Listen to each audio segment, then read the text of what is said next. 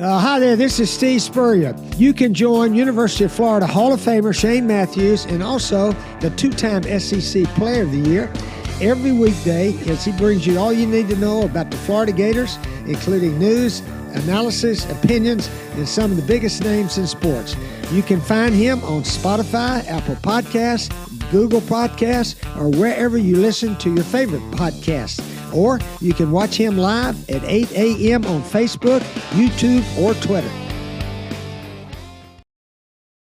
Good morning. Welcome to Football Friday. It's Pot Up with Matthews in the morning from the Crime Prevention Security System Studios. Large enough to serve you, small enough to care. It's Friday. That means we got JC. We'll have him momentarily. And then on the second portion of today's program, we're going to have I just lost my train of thought. Mr. Jay Johnston from covering the USF Bulls. I was reading a text here, JC, so I got distracted. You know how that goes. Yeah, by the way, you're on the Titan MR hotline. What do you think about that? Every Monday, Wednesday, and Friday. That's right. Joey Johnston. My bad. It was a text from Jay, and I called him Jay. His name is Joey. Okay. So he covers the South Florida Bulls. We'll talk about how bad they are. Yeah. I mean, they're horrible. It's amazing how bad they are. I don't understand it either because, I mean, wouldn't somebody want to go to school in Tampa and play for the Bulls? I don't know. But think about this. I was thinking about this the other day. It was probably 10 years ago. Yeah. I remember I was in Mississippi visiting a friend. I don't know why I was there. But I remember it was a Thursday night game. Yeah, they were ranked number 2 in America. In the country. I remember that too, QB. And they boot stomped FSU or somebody. And I mean, you're right. It was on its way. Jim Leavitt was the coach, I believe. So yes, I'm just kind of surprised at how they've completely fallen off. It's one of those schools again with no on campus facility and so forth. And facilities mean everything. We know this. I think it's ironic that Florida would put Jeremy Foley's name on any football facility. But at any rate, that's fine. But I think this is a game that Florida needs to have. 3 straight home games for the fans. That's a lot to digest. It's good, I guess, but it's a lot. And for the team, I think it helps that they can get their legs under them after last week, get that taste out of their mouth. Try to get some points on the board, show some things that maybe they haven't shown yet this year in terms of execution, and then get ready for a real tough one next week. Yeah. Sherry and James say they love the program. They watch every day. We appreciate your loyalty. We know there's a million podcasts out there. That's right. But they also ask here, how can Coach Napier get AR's confidence back? That's a $1 million question. Like I said, in all the years of playing sports, and especially the quarterback position, I don't know if I've ever heard anybody publicly talk about their confidence being shot and seeing and flashbacks to the Georgia game, things of that nature. You got to get him easy throws, but he missed easy throws the other night. So, look, here's what's going to get him going. He's going to break off a bunch of 30 and 40-yard runs tomorrow because South Florida, take nothing, and it's nothing against those kids. Howard went up and down the field on South Florida. Yeah. So, we'll see. QB, I think it's refreshing, and it's good that Anthony is at least willing to be honest and doesn't care what he's supposed to say or not. He's just telling you the truth. But I also think that once he gets his blood flow going, like you said, breaks off a couple of runs, he'll get into the feel of the game and hopefully stay healthy out of this one. This is the game where you just want to keep your guys healthy for next week, right? And score some points and execute some plays that you're having trouble executing, I would think. I mean, don't you think that's what they're going to try to do is try to do things getting ready for next week? That's the way I look at it. Now, I'm not saying think about next week, but the reality is that this game shouldn't be close, won't be, and next week is what they need to get better for. Yeah. Text on the Titan Mark text line from Jay. Because I thought I was reading the text talking about Joey, who's going to be on talking about the Bulls. So Okay. Very confusing, JC, when you're trying to multitask. It's a long week, QB. You've had a long QB, week. hopefully we will get to see a lot of the backups Saturday. Yeah. Maybe we will realize the program is in better shape going forward. Maybe the fans will realize. Yeah. I try to be as honest as I can be on this program and any other show I'm on. I told y'all we do not have an SEC caliber roster. Doesn't matter if the damn backups play or not. We still don't have an SEC caliber roster. Nothing against anybody on the team. It's not their fault that they're Florida Gators. But the roster will not be legitimately an SEC roster until year 3. What is the injury update for offensive line? I think Michael Tarquin's the only starter that will be out. I think he's got a high ankle sprain or something like that. I'm not 100% sure.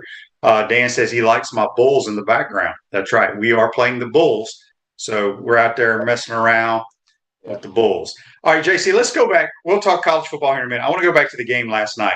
2 of the premier quarterbacks. I think Justin Herbert either broke some ribs or has some internal organ issues. The shots that he took, but he made a throw.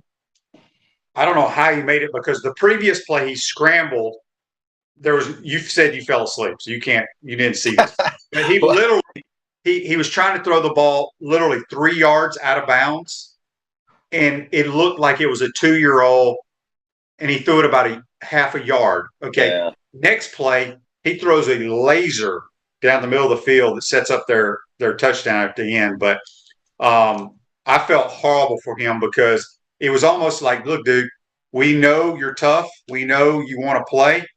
But it was almost like he was hurting his team by staying in the game. But I'm anxious to see what they say. I think it's broken ribs. I hope it's not any like spleen or kidney or lung or any of that kind of stuff. It's too bad because the Chargers are legit, man. I mean, that's a team. They dominated that football game. Yeah. Speaking of that, so everybody saw the pick six. Let me tell you what happened on the pick six. The previous play, they ran a naked boot to Gerald Everett, I believe is his name, the tight end. Yeah. And he rumbles down there, and they've been going no huddle, up tempo. That play goes for about 35 yards down to about the 4 or 1 or whatever it was. If you watch it, Everett's tapping his head. He's exhausted. He wants to come out of the game. Herbert runs him to the line of scrimmage, calls that pass play. Yeah. He's so tired he can't run his route, and the dude jumps in front of him, pick six. But here's what the great thing about that is. Not great for him. The kid that picked it off, his name is Jalen Watson. 3 years ago, he was working at a Wendy's trying to find a job playing professional football. It seems like there's a lot of stories like that. And these guys – He was flipping burgers, a double cheeseburger, and a Frosty and 3 years ago. And last night he's sprinting down Arrowhead Stadium. Look, good for him, man. But I do feel bad about the Chargers. I mean, this is a team without a home, honestly. It's a team with an owner that's just counting dollars. And they've drafted well. They have. They deserve to be where they are. But unfortunately, injuries are taking hold. Keenan Allen didn't play last night. Now with Herbert, this is a legitimate team. I mean, that defensively are as good as anybody in the league. So I don't know. I think it's too bad for them. But it's a long season. So, they'll have plenty of time to get it right. I think, though, that they are seriously one of the better teams in the NFL. Yeah. Andy says Jim McMahon had a spleen injury, too, against the Raiders. I busted my spleen in a high school game in the 9th or 10th grade. Not fun. It was, dude, let me tell you something. Not fun. I thought I was dying. Yeah. Sherry and James also say, how did I watch it? Did I go out? So here's how it worked. I had no intentions of watching this game because I ain't paying for it. I think it's ridiculous that they're doing this on Thursday nights. I do too. So I turn on my YouTube TV and I'm scrolling because there's a million channels and there's a million apps on there. I don't know how half of it works. Yeah. I saw Amazon Prime app. I clicked on it. The damn game popped on. So there you have it. You paid That's how I watched it. You paid for it through your YouTube bundle, QB. $71 a month. Yeah. And I get twice as many channels as you, and you're paying like $400 a month. So I'm telling you. when I had my kid here during COVID, he somehow knows all this streaming stuff, and they have Amazon Prime, an Amazon Prime subscription through something called Roku, right? And I know what Roku is, but still, I didn't even know I was paying for it. They got it while they were staying here during COVID. Next thing you know, I've got Roku. He tells me how to do it, and I'm watching the game. I had but you're paying for it, and you didn't know you're paying for it. I don't even know. So that's your fault. That's your fault. Okay, but I mean, it's $7 a month or something. But I discovered something last night. So good. This is good because they got 11 games on Thursday night on that silly channel. So 11 games on. It's funny. The NFL begs you to buy the NFL Network for Thursday Night Football, and then they take it off and put it on this Amazon thing. That's the old bait and switch, isn't it, QB? I don't agree with any of this nonsense about these games being on these silly channels. Yeah. Alan says JC Jackson got burnt toastable. He got burned a couple times, but he's a good player. People forget JC Jackson was a Gator. He's a damn good player. I can't remember where he went after here, but he's a Will Muschamp DB. Well, all right, QB, JC. Yeah, we got games tonight, QB. We do have games. We'll get those just a second. Are you in the market to buy or sell your home? Darlene Levy, a realtor with Caldwell Banker M. Parrish, will provide you with fast, friendly, and reliable service. Call her today at 352-562-1411 to help your dreams come true. Don't forget, we'll have Joey Johnston from down in Tampa talking about the USF Bulls. He's been covering them for many, many years. I'm going to flat out ask him, why in the hell can't they be any good? Makes no sense. Because it seems like, Florida, Florida State, and Miami have all been down too. FAU had their little run. They're still decent. FIU is just garbage. I wonder who would win. You know what? They should play a game at the end of the year because neither team are going to a bowl. FIU and USF, and I don't know if anybody would score. QB, Butch Davis quit that job at FIU because the school refused to put money into they were using pads that were 10 years old. I mean, they were using helmets that were 10 years old. They didn't put any money into it. They took the money and ran it off onto some other program. And Butch Davis couldn't take it anymore. So that's why FIU is not good. It's Florida International University. But listen, UCF, they've had a resurgence in the last 5-10 years. It's tough in Florida. We get it, but the bounty is plentiful here in this state. You should be able to get 3-star players. Listen, Appalachian State won the other day without a 5-star, without a 4-star, with a load of 2 and 3 stars and unstars. And they ran into Texas A&M and played ball with those guys and ran them off the field. So you can do it if you get the right system in place. This is what I think Florida's got going for it. Forget about the game last week, folks. The system is in place. It's going to be fine. Nick Saban went 7-6 his first year at Alabama. Okay, the next year they go undefeated and lose to Florida in the SEC championship game. That was the very next year that Alabama won the West under Nick Saban. So the system is in place. Just stay with it and be patient. Well, the only difference is the team that we have to overtake in the East to get to Atlanta is pretty damn good. They're the best team in America. But listen, back in 2007, LSU was running a rough shot over everybody in the West, and Alabama beat them. So you can do it. You just got to get the right pieces in place, dude. LSU won the national title the year before. Alabama beat them in 2008. So, I mean, it can happen. It can happen. It has happened. Andy asked on Facebook Live, brought to you by Melon Law. Every time I move this thing, it goes away. USF's defense coordinator, Bob Shoop. Didn't he play for his brother, John, in Chicago? Yeah, he was the quarterback coach. Bob Shoop's been a defense coordinator, I think, at Penn State, Vanderbilt, a bunch of places. So, Lane Kiffin coached FAU, not FIU. So I know what Lane Kiffin did, but Butch Davis was the coach at FIU. I'm telling you what he quit. With the gentleman that asked me a question on here. We know you know. He didn't know. Okay. Well, I'm contributing. I'm a contributor, QB. That's what I'm doing. All right, so I'm going to contribute for tonight's game. All right. Well, first we got to get to so we're going to go ahead and jump into the Peachland Dental. I hope you pick some decent games because I have a list, and we're going to see if you have the same list as I do. But Gator Nation's #1 choice for dentistry in Port Charlotte surrounding areas. Visit them at peachlanddental.com. JC on the year is 13-15. I'm 12-16.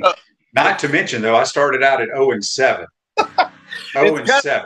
It's been kind of lean this weekend. Some of the games, there's some lean games. I mean, we've got a lot of scrimmages. I think there's a lot of good games. Oh, there are a lot of good ones, but this is not. I wouldn't say this is like the first 2 weeks we saw. I mean, maybe it could be, but there's a lot of games that will be mismatches. But I'm going to start it off with Florida State tonight up at Louisville. And Florida State did not play last week. They had the weekend off because they played on Monday night against LSU in New Orleans the week before. Florida State is averaging 518 yards on offense per game QB and is 12th in the country in rushing the football. All of this stems from Jordan Travis. They've averaged 35.5 points per game. I like that offense, the way it's starting to come around, and they are only laying 3, and I'm going to take them to beat the Louisville Cardinals, who are 1-1 on the year. Okay, I'm taking the Cardinals at home. Really, their quarterback gave UCF fits. LSU's quarterback gave FSU fits. I think Louisville wins this game at home. I may be the only person that is not impressed with them right now. I don't think they're very good. Jimmy, they dominated. I'm getting how many? 3? They dominated LSU. LSU sucks. True, but LSU is still playing in New Orleans. Should have won the game, but they didn't, and they shouldn't have. Actually, FSU was better that night. I think it's FSU -3, and you're going to take the 3 with Louisville. Yes, they're at home at Papa. You don't roll into Papa John's Stadium on Friday night and roll out of there with a win. I think you do roll in there on a Friday night. Okay. All right. I thought the Chiefs were going to cover last night too. Well, 4-3. Come on. UTSA +12.5 at Texas. This is one of those games where Texas has to show us that they're real deal. I mean, they can't just play 1 week and take 2 off. That's been their problem in the last 10 years. I'm taking the Roadrunners +12.5. Beep, beep. Yeah. I love the Roadrunners. I know you do. You love the Roadrunners. That is a legit school, a legit program right now, 2-0. But Texas, I think, is better. I do think. But the thing with Texas is you can't play great 1 weekend and take 2 off, and that's what they're waiting to see what Texas can do. But without their starting quarterback, I think the Roadrunners stay inside the number. The next game is one of 3 games where there are home dogs that I think will play very well, but maybe not win, but could be inside the spread. And that is Oklahoma at Nebraska. It's a 11 a.m. game. They force this crap on you with Fox. But 11 points is what Oklahoma's laying. They were winning 7-3 at halftime last week against Kent State. Oklahoma was. Now I don't know. Means absolutely nothing. I know, but it could be one of those. It could be one of those things where Dylan Gabriel, isn't quite the Dylan Gabriel we used to see. I don't know.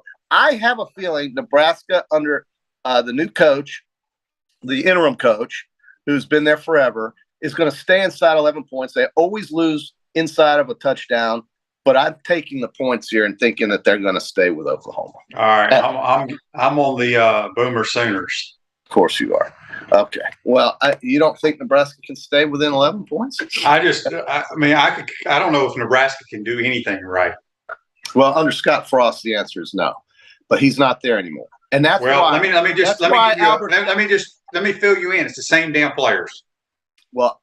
Yeah, but they'll play better. They'll play harder this weekend for this new coach. I really think they will. Well, here's the thing, QB. I think Trev Alberts got rid of Frost in spite of the payout because of the Oklahoma game. Because what if Frost left up and won that game? It then becomes a lot harder 2 weeks later to get rid of him, maybe. But I think the players had just given up on him. All right, BYU +3.5 at Oregon. This is a good game, but Oregon, I think BYU is tested. They're battle tested. Oregon really looks bad the other day against Georgia 2 weeks ago. They'll play better in this game. They're at home, but give me BYU in the 3.5. Yeah, I think this is a sucker bet, but I'm going to take the Cougars because they're all 24. Bo Nix plays quarterback for Oregon. That's why. That's a good reason. Here's the SEC game for you. The Bulldogs are traveling to Columbia, and the Bulldogs took it easy on the team last week because the coach that coached against them last week, that game was set up by Kirby to do a favor for the coach of the other team. Well, they coached together about Austin State at one time. And he got Kirby into coaching, basically, gave him his job. So Kirby did him a favor and got him a payday and called the Dogs off, but they could have scored 60 if they wanted. And I think against South Carolina, it's going to be a little tighter. because at home in Columbia, South Carolina plays hard. They play hard, and I'm going to take a 25-point home dog in the SEC. Give them to me. Okay, this is a bloodbath game. Georgia has not given up a touchdown yet this year, I don't believe. And South Carolina ain't going to score one. Maybe Spencer Rattler throws a couple somehow. But South Carolina lost two of their best players, I believe, on the defensive line for ACL injuries. I think Georgia destroys South Carolina. Well, it's about 25. In Williams-Brice. What do they call that place? Billy Bryce, I think they call it. Do they? Yeah. Okay. So I'm going with the Dogs. Well, okay, so that stadium will be empty in the second half. Yes. Go get your little caboose over there pre-game. Yeah. And might as well just have your drinks and get in the car and go home. You don't want to watch this. Or just stay in the caboose. Yeah, because I could be wrong, but I just don't see this being close. Okay. Well, I don't think a 25-point game is close. Yeah. But I'm trying to stay inside the number. Yeah. Here's a good game though. This is what Dan says you're losing your lunch money on that Georgia game. Well, Dan, it's okay, brother. I'll bet you a soda on that game. Penn State at Auburn. Now here's Auburn. Auburn is 170th in the USA in passing yardage. TJ Finley averages less than 200 yards per game passing the ball. They like to run it, though, with Tank Bigsby and so on. Penn State, though, has a lockdown corner named Joey Porter Jr. I like their defense. Penn State -3. I'll take them. But this is in one of those home dog games where, you expect Auburn to really play hard for Brian Harsin.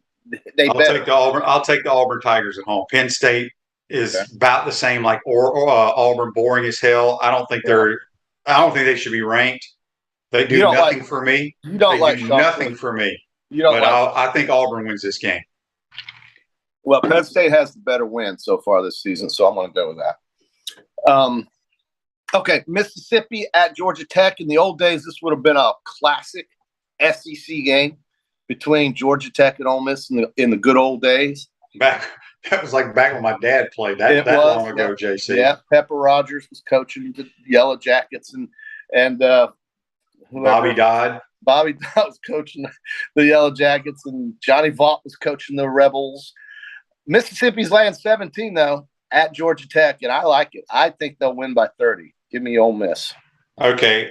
I think Georgia Tech is absolutely one of the worst teams in Division I football. I don't see Jeff Collins. And I love Jeff Collins. I think he's a great guy. I think he's a good football coach. I don't think he's a head coach. Right. But he has hung his hat on this Jeff Sims kid for the last 2 years that looks the part in shorts. When he's one of them guys that goes to those combines and looks great because he throws it well. But when the bullets start flying, he stinks. Yeah. Having said that, I don't think Ole Miss is very good. I've been telling you that all year. Okay. They ain't going to win the game, but I think Georgia Tech somehow loses by 14.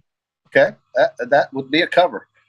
Yeah. I don't like laying 17, but I can't. Well, Georgia Tech is awful, but Ole Miss is not what Ole Miss has been. I'm telling you. All right. One of the best kept secrets that's no longer really a secret, I think, is Mississippi State. And folks are on board now. They're averaging 44 points per game in their first 2 games, QB.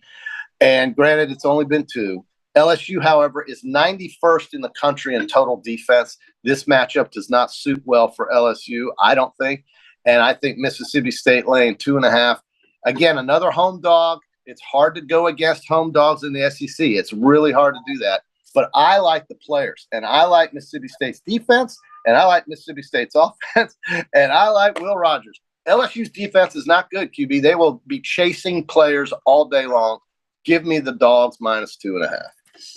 I agree 100%. I don't think LSU is very good. Mississippi State went in there 2 years ago, and the quarterback threw for over 600 yards. That doesn't mean anything, but they will have trouble. They will have trouble stopping Will Rogers. What time is this game? Is that a night game?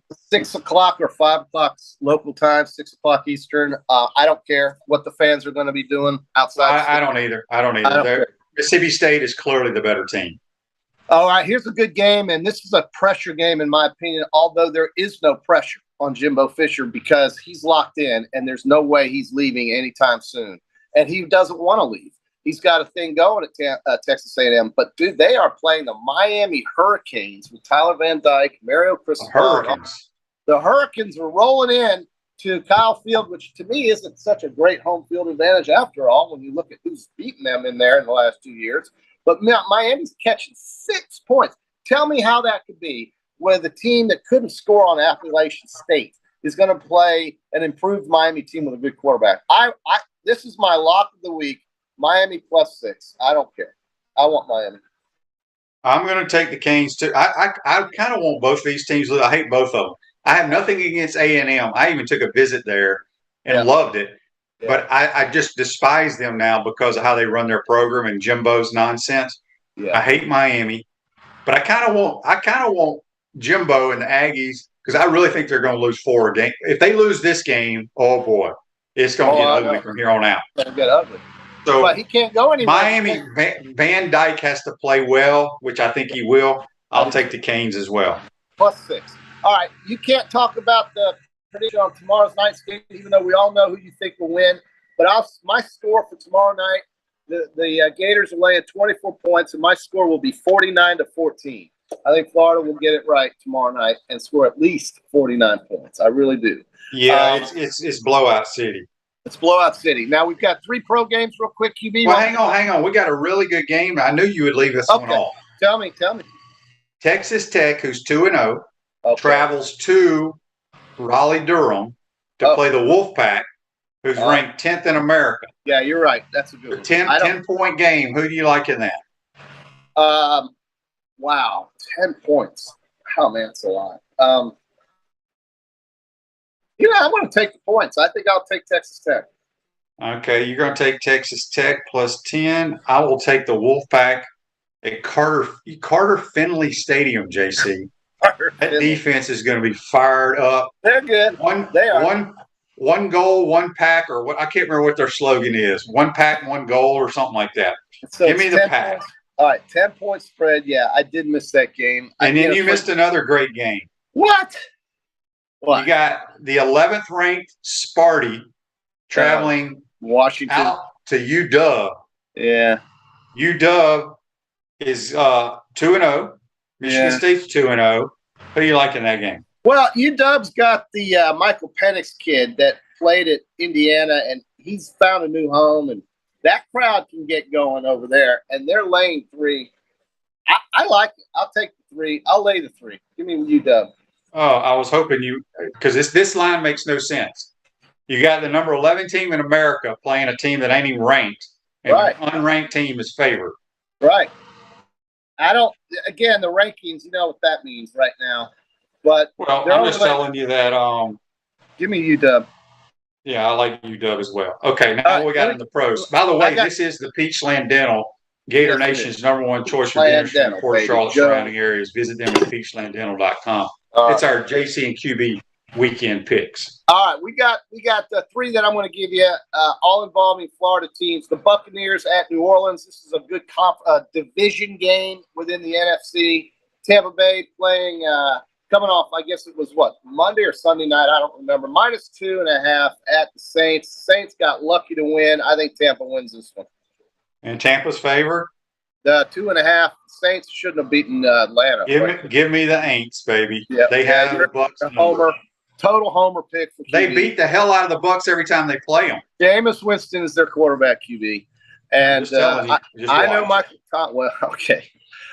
Colts. Now, this is a team that can't beat Jacksonville. I don't understand it, but they're laying 3.5 against my Jags.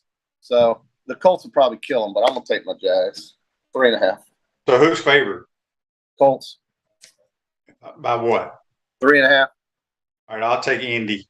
Yeah, I want my Jags here. I kind of like the way they played last week against that video game team, but I didn't think they were going to win, but they could have. All right, here's the game of the week in my mind. The Dolphins are playing at Baltimore. Lamar's hoping for $200 million in a contract. He refused. Hey, so I read somewhere where they said that Lamar Jackson will be the quarterback for the Buccaneers next year. Okay. Well, they're going to have to pay him because he wants Deshaun Watson money, and right now he's turning down a $170 million offer from the Ravens. So I don't explain. I can't explain any of this. But The Dolphins are getting 3.5 at Baltimore, and I'm a believer, so I'll take the points. Okay, I'll take Baltimore at home. So we got all opposites on the NFL. You're damn right. Absolutely. I just noticed you took all the Florida teams. I did. Well, look, I think that Tampa Bay and Miami are legit, and Jacksonville is sentimental favorites. They played one damn game, JC, one game, and now they're legit. I'm a St. Johns County registered voter, and I like Jacksonville. So I'm going. By the way, I'm going to go watch them play in December against Dallas. So go Jags. All right. Well, good stuff, JC. We're going to take a timeout. We got a bunch of games on here. That's a lot of bookkeeping. You can do it tonight. Have a good weekend, and we'll talk to you and recap the weekend on Monday. 49-14 is my score at the Swamp. There you go. All right. That's JC. Join us on the Titan More Hotline. We come back. We're going to be joined by Joey Johnston from down there in Tampa, talking USF Bulls football. You're watching and listening to Pot Up with Matthews in the Morning. We want to take this moment to thank all our sponsors who keep the show going and pay the bills. Our premium sponsors are Crime Prevention Security Systems, large enough to serve you, small enough to care. Titan MRI, Gainesville's only locally owned and operated MRI facility. Meldon Law, the only official law firm partner of the Florida Gators. Peachland Dental, Gator Nation's first choice for dentistry in Port Charlotte.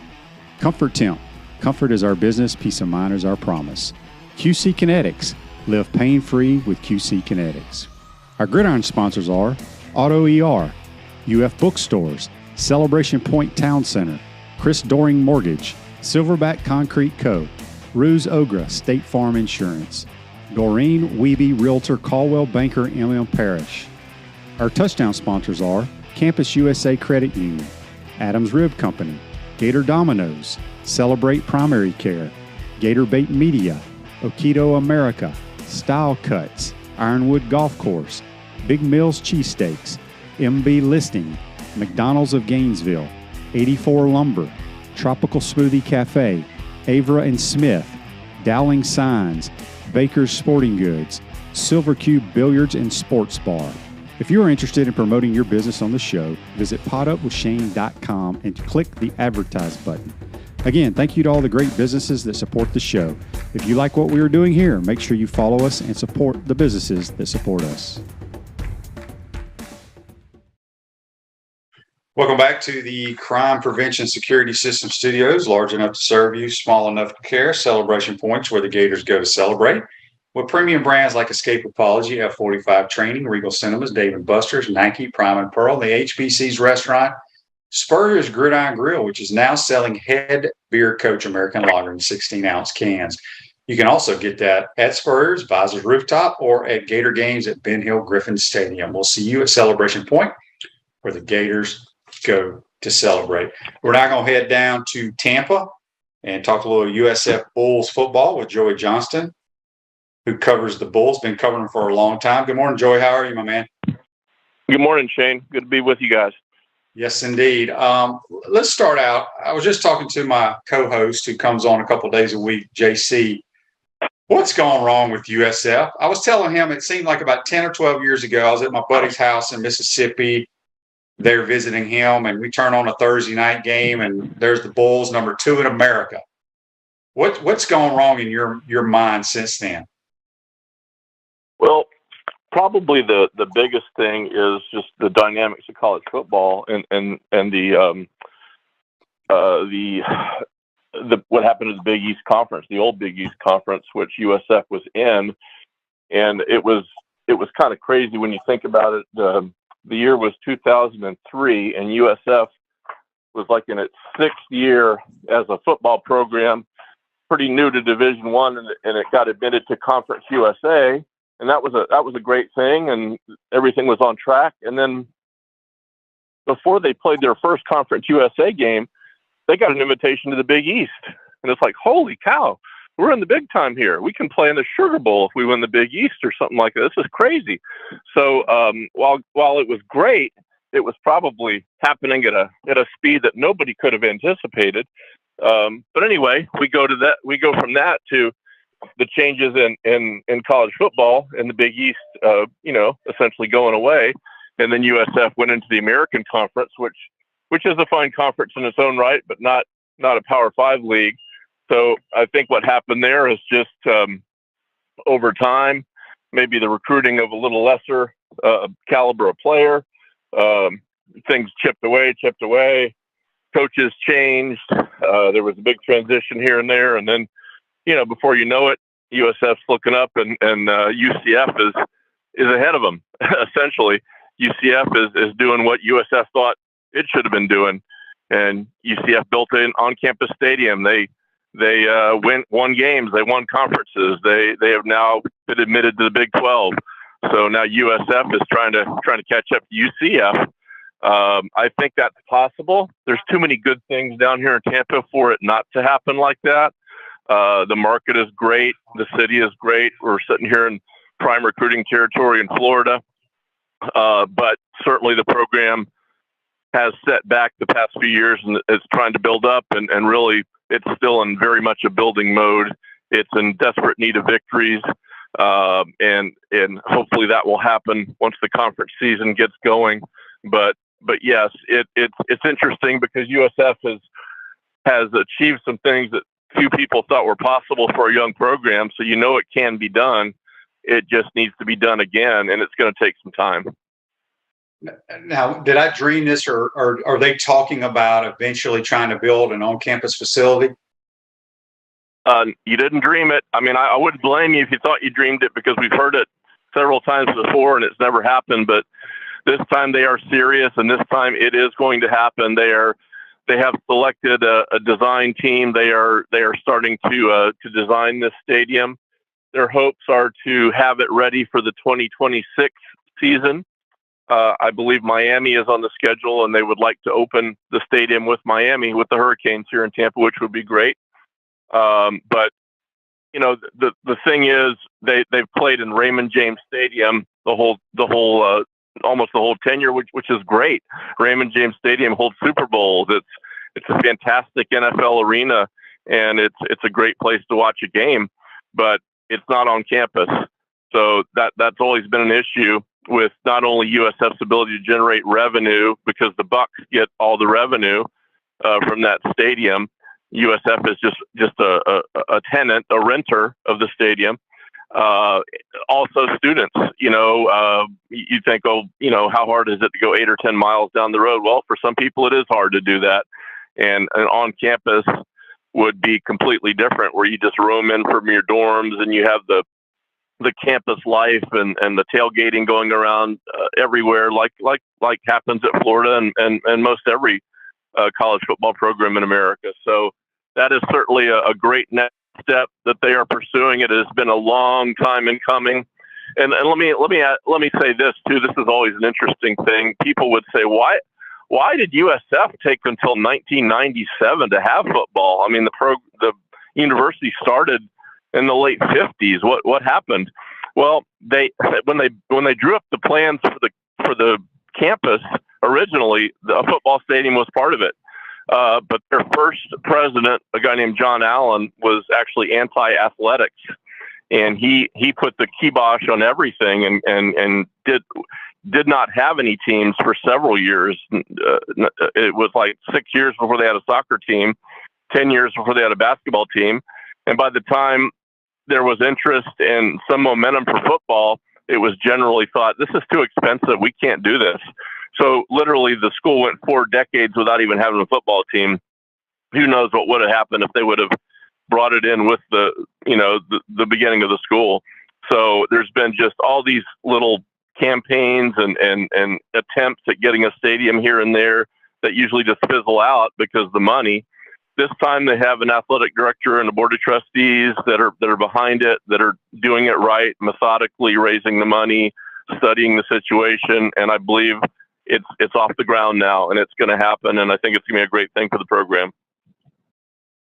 Tell us about, obviously this year, Jeff Scott and his crew go out and bring in a quarterback, Gary Buchanan, who played at Baylor. What have you seen from him? Well, Gary Bohannon certainly has a great resume. He was at Baylor last year. Baylor won 12 games. They won the Big 12. and they beat Ole Miss in the Sugar Bowl. So they had a fantastic season. But they also had another quarterback named Blake Shapen, who had been hurt last year, who played in the Big 12 title game when Gary Bohannon got hurt. So anyway, they went into spring in a competition, and Dave Aranda, the head coach, named Blake Shapen the starter. He thought so much of Gary Bohannon. Essentially, that's why he named the starter as early as he did, because he wanted to give Gary Bohannon an opportunity to go somewhere else if he wanted to leave, which he did. He wanted to find some place where he could be a starter. So he came to USF, and he competed with Timmy McClain, who was USF's starter last year. And I guess this is just a statement on modern college football. I think this is what we're going to see. They competed. Gary Bohannon was named the starter. And within hours, Timmy McClain had transferred. Within hours, he had transferred to UCF, practically left skid marks out on his way out the door. I guess that's the way quarterback competitions are going to go in this modern era of college football. But anyway, Gary Bohannon is a wise, experienced hand. He knows how to protect the football. He knows where to throw the football. He's a great leader. He came in sight unseen. People didn't know him, and he kind of took over the team. So he has that it factor, and he's a very talented runner and thrower. I think in the long run, he's going to be a great asset, because part of the problem last year, as talented as USF was in positions, they just turned it over too much and did not protect the football. I don't think that's going to be an issue this year. I think USF will play much more disciplined and much more sound with Gary Bohannon behind the controls. Hey, Chris Doring Mortgage, they do mortgage lending right, helping home buyers throughout Gainesville and North Central Florida. Call Chris Doring Mortgage today at 352-244-0840. Talking USF Bulls here with Joey Johnston down in Tampa. We got a text on the Titan More text line. Jim asked, how much is USF getting paid to come to the Swamp? Do you know the answer to that? I don't. Yeah, I believe it is in the upwards of $800,000, if I'm not mistaken. It's a 2-for-1. They played the Gators played in Tampa last year, Gainesville this year, and I believe Gainesville again in 2025. So, and the Bulls had played in Gainesville in 2010 as well as a part of a 1-game deal. So yeah, it's one of those games where, a bye game or whatever the term is that the coaches use, that, the Gators are expected to win the game, and USF is doing it to get its coffers up a little bit for the athletic department and also gain some experience. But it's a huge deal for USF people. Obviously, you grow up in this state, whether you're in Tampa, Jacksonville, Orlando, Miami, wherever, it's a Gator state. That's the established school. There's tons of Gators in Tampa. There's tons of Gators who actually support USF, who support both programs, and that's okay. I think it's kind of that friendly kind of relationship. So there'll be a lot of USF fans coming up that, in their secret life, they're Gator fans, but they're Bull graduates. So believe me, if there's any way, shape, or form that USF can perform well or even find a way to win the game, that'd be the biggest moment in the history of the program, I believe. They've had some great wins. They've beaten Florida State, Miami, Notre Dame, Clemson, Auburn. Those are great wins. But to go up to Gainesville and compete, and if you could win that game, that would be huge. I don't see that happening. I don't think they're at that point of their progression. But I think at this point, if they can go up and compete, take the game into the fourth quarter, find a way to do that, that would be a major, major plus. Guy has a question here on Facebook Live, brought to you by Melvin Law. How much does the perception of USF being a commuter school affect their football success? It's always affected it to some degree, but the truth is it's not the old USF. They have a lot of campus housing. They have a lot of students who live on the campus now. It's a different place. It's changed in the last 5 to 10 years dramatically with new buildings and the type of students they're able to attract. It's also an excellent school. It's been recognized by all the people who study such things. It hopes to gain AAU status, which is a very prestigious academic status. So the school has tons of great things going for it. It's in a dynamic community. Tampa is exploding. It's a great tourist destination as always, but the amount of things to do and see sports-wise and entertainment-wise are just off the charts right now. And all young people are moving to Tampa. I mean, we're getting people just coming in here every day, wanting to start businesses and start families and all. So it's a great place to live. It's a dynamic university. They would love to have a winning football program and one that can compete for championships. That's what they're trying to build. And it would fit right in because everything else is moving in a very positive direction. All right, we talked about their offense. Gators had over 600 yards against USF last year. That means nothing going into this game. But what have you seen from the Bulls defense, what they could possibly do to kind of shut down this Gator rushing attack and Anthony Richardson? Well, the one thing that's different from last year, they have a different defensive coordinator. His name is Bob Shoop. He may be familiar to some people who follow the SEC. Bob Shoop has coached at Mississippi State. He was there when the Bulldogs had the nation's top defense, in fact, a few years ago. He's coached at Vanderbilt as well. And he's a veteran, and he believes in attack. He believes in getting guys on the quarterback, getting the quarterback on the ground. They're already off to a much better start. They had 11 tackles for loss last week against Howard, and they didn't quite have a game like that all of last season. So it looks like one of their major weaknesses, rushing the quarterback and getting sacks, is going to be much improved. They also brought in a ton of new players through the transfer portal, 21 in all that participated in spring football from other schools. So there's been an influx of newcomers and hopefully an influx of talent. And a lot of that is in the front seven. Three guys that already look like they're going to make major contributions. Defensive end Jatorian Hansford, who played at Missouri and has won at the Swamp before with the Missouri Tigers, is probably their best pass rusher. An interior defensive lineman named Rashad Cheney from Minnesota is kind of a big space-eating guy that is really providing some stability at the defensive tackle. And they also have a guy at middle linebacker now named DJ Gordon, who is from Plant City, nearby to Tampa. He also played at Minnesota. He's your classic Mike linebacker, just a take no prisoners, no nonsense kind of player and explosive tackler. So just with those three guys, they've added a lot to this defense. The defense was pretty much horrible last year throughout, and have a long way to go to get better. They've struggled a little bit in the early going this year, allowed 575 yards to BYU, a very good BYU team. So they're certainly looking to get better, but I do believe they're going to give a much better account of themselves this year than they did last year at Raymond James Stadium. Well, it should be a good game. It'll be a lot of fun. I know the Bull fans will enjoy coming to the Swamp for sure. Joey, appreciate your time, and we'll talk to you soon, my man. Okay, thanks a lot, Shane. Appreciate it. Yeah, that's Joey Johnston joining us on the Titan MR hotline, talking a little USF Bulls. We're going to take our final time out, come back, wrap up this Friday edition. You're watching and listening to Pod Up with Matthews in the Morning. We want to take this moment to thank all our sponsors who keep the show going and pay the bills. Our premium sponsors are Crime Prevention Security Systems, large enough to serve you, small enough to care. Titan MRI, Gainesville's only locally owned and operated MRI facility. Meldon Law, the only official law firm partner of the Florida Gators. Peachland Dental, Gator Nation's first choice for dentistry in Port Charlotte. Comfort Temp, comfort is our business, peace of mind is our promise. QC Kinetics, live pain-free with QC Kinetics. Our Gridiron sponsors are Auto ER, UF Bookstores, Celebration Point Town Center, Chris Doring Mortgage, Silverback Concrete Co., Ruse Ogra State Farm Insurance, Doreen Wiebe Realtor Caldwell Banker MM Parish.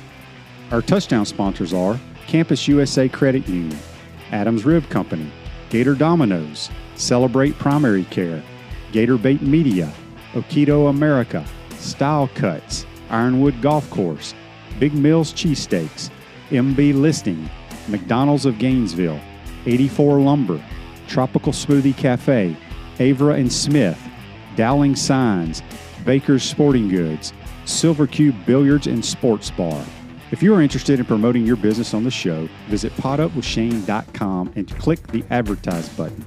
Again, thank you to all the great businesses that support the show. If you like what we are doing here, make sure you follow us and support the businesses that support us.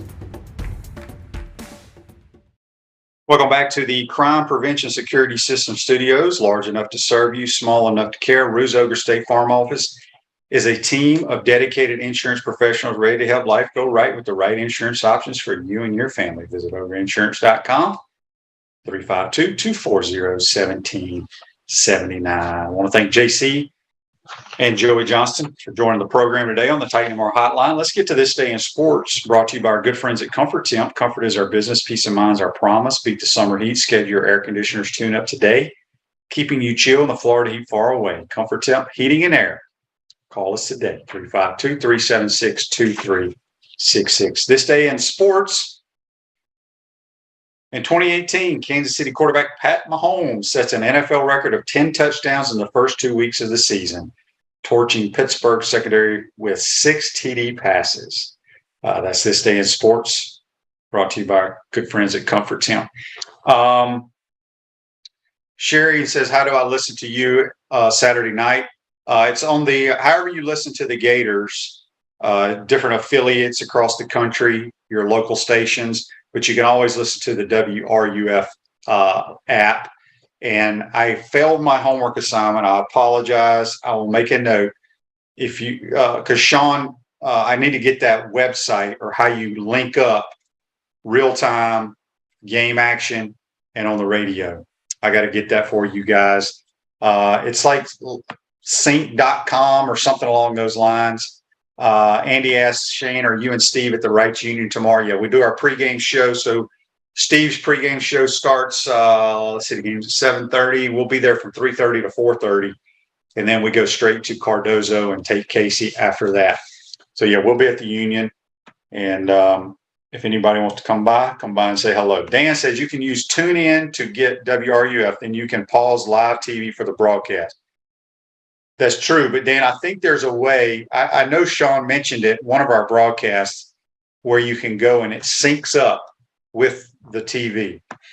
And I failed to figure out what that website is. I apologize, but I will get it.